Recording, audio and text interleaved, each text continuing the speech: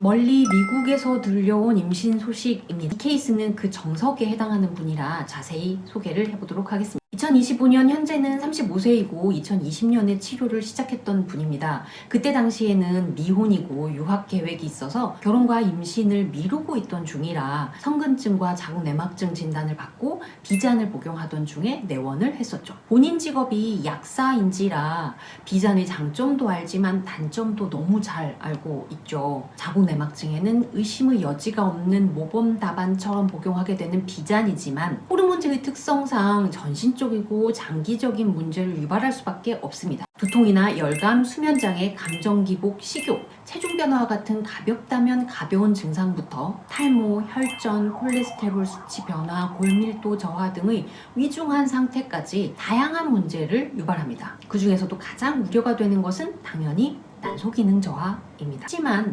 피임약도 장복한 후에 난소 기능에 문제가 유발되는 경우가 많은데 성분상 차이도 있지만 피임약과 달리 무월경이 유도되는 비잔은 난소 기능의 문제를 유발하는 비율이 상당히 높습니다. 그래서 난소 기능 검사, 골밀도 검사, 혈액 검사 등을 병행하며 장기 복용을 지속할지 여부를 결정하는 과정들을 거치는 경우가 많습니다. 심지어 미혼인 분들은 비잔을 계속 먹을 거면 동결난자도 생각해보라고 권유를 하기도 하죠. 생리를 안 하면 질환의 진행 속도도 느려지거니와 편하기까지 하니 실제 비잔을 1년 이상 복용하고 내원한 환자분들 중에는 비잔을 절대 끊고 싶지 않다고 하는 분도 있습니다. 생리하면 귀찮고 통증 생기고 혹이 커질 게 뻔한데 생리도 안 해서 너무 편한 데다 통증도 없고 혹도 안 커지는 그 약을 왜 끊겠습니까? 하지만 그렇게 편한 약에는 당연히 다른 면이 존재할 수밖에 없습니다. 생리를 유지한다는 것은 번거로움이나 통증 말고도 정말 다양한 장점이 있기 때문입니다. 이 내용은 제 블로그에도 올린 적이 있으니 링크를 참고해주세요. 여하튼 그런 비잔의 부작용을 잘 아는지라 끊기는 해야 할 것 같고 내막증과 성근증은 끊으면 재발할 것이 뻔한 상황에 무언가 방법이 없을까 싶어 내원을 했습니다. 여러 번 설명하기는 했습니다만 근종 성근증, 내막증과 같은 에스트로겐 의존성 질환은 생리를 하는 것만으로도 악화되는 질환이라고 설명합니다. 당연히 비잔을 먹는 중에는 생리가 거의 없으니 악화 요인이 조절되었다 치지만 비잔을 끊을 결심을 한 후에는 과연 생리 주기는 잘 회복할지, 내막증, 성근증이 악화될 텐데 조절할 수 있을지, 생리하면서 불편한 증상들도 다시 생길 텐데 과연 견딜 수 있을지와 같은 복잡한 생각들이 밀려듭니다. 비잔을 복용하는 중에 오시는 분들은 치료를 시작함과 동시에 비잔을 중단하지는 않습니다. 비잔을 중단하기 전에 최상의 컨디션, 즉 면역과 순환에 대한 기능을 최상의 상태로 만들어 둔 후 비잔을 끊을 시점을 고민합니다. 자궁내막증과 성근증은 쉽게 말하면 자기 자리가 아닌 곳에 자궁내막의 조직이 있는 것을 말합니다. 난소나 골반각 내에 들러붙어 있거나 자궁 근육층에 파고 들어가 질환을 만든 상황이므로 가장 근본적으로는 골반 내의 면역 기능을 향상시켜야 하고 그 기능을 뒷받침하기 위해 순환 기능을 포함한 전반적인 신체 기능을 개선하는 방향으로 치료를 합니다. 이러한 치료는 개개인의 상태에 맞춰서 진행을 하게 됩니다.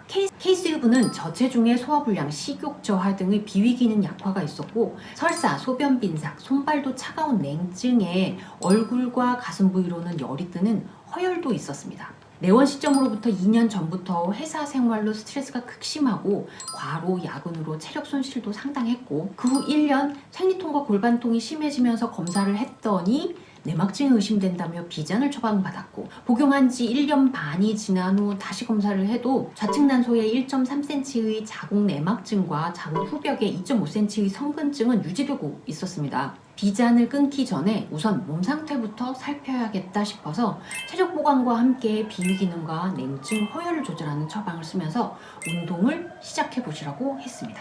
워낙 마른 체격에 컨디션이 안 좋으면 속탈 나고 살이 빠지기 쉬운 데다 그럴 때면 몸살, 감기로 이어지고 그러면 다시 체력이 떨어지는 악순환을 반복하는 편이라 그런 악순환의 고리를 끊어야 했습니다. 그렇게 2개월의 기간 동안 치료를 하고 계획대로 비잔을 중단하고 생리주기를 시작했습니다. 연령도 있고 질환과 비잔 복용으로 인한 난소기능 저하도 있어서 생리주기를 찾는데 어렵지 않을까 걱정했지만 본인의 생활관리도 있고 개선된 컨디션 상태도 뒷받침해줘서 생리 3주기를 무난하게 찾아갔습니다. 비잔 복용 이후로 생리주기가 짧아진 것이 난소기능에 영향을 받지 않았을까 걱정이 되었지만 이후로도 업무량, 컨디션, 몸 상태 등에 따라 주기는 미미하게 달라지는 정도, 통증 또한 진통제 없이 증상이 조절이 되고 통증이 심해도 진통제 한두 알 이내로 일상생활이 가능한 범주에서 크게 벗어나지 않았습니다. 이후로는 한약 복용도 중단을 하고 침치료 빈도도 줄이면서 경과 관찰을 했습니다.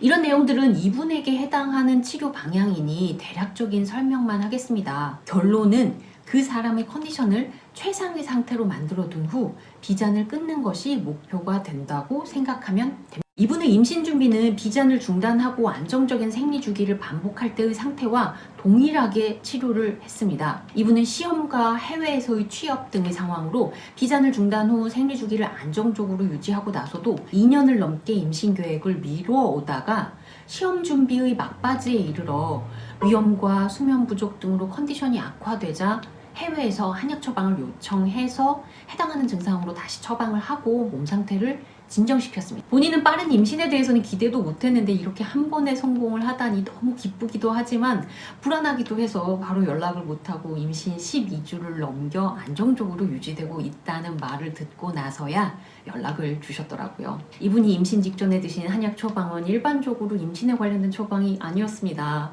비잔을 중단하면서 본인의 몸 상태를 고려한 처방이었고 긴 시험 준비 기간 동안 악화된 본인의 상태를 회복하기 위한 처방을 썼을 뿐입니다. 그렇게 임신에 성공을 하고 안정적으로 유지해서 출산을 앞두고 있는 것은 어쩌면 운도 한 몫을 했을 거라 생각합니다만 지금까지 본인의 몸 상태를 치료와 생활관리로 잘 조절했기 때문에 얻어진 귀한 선물이 아닐까 하는 생각이 듭니다. 자궁내막증을 치료하고 이후로도 경과를 관찰하다 보면 생리주기에 따라서 다양한 증상을 유발하기도 하고 자궁내막증 그 자체만으로도 난소기능 저하와 난임을 유발하지만 내막증의 유일한 치료제라고 인정받고 있는 비잔 역시 부작용이 만만치 않으니 생리를 해도 문제, 생리를 안 하게 해도 문제가 아닐 수 없습니다. 그래서 산부인과에서는 생리를 하는 한 무조건 나빠지는 질환이니 호르몬 치료나 수술을 하지 않을 거면 임신하는 방법밖에 없다는 말을 자연스럽게 할 수밖에. 그런 자궁 내막증이 있는 데다 기전이 동일한 성근증까지 있고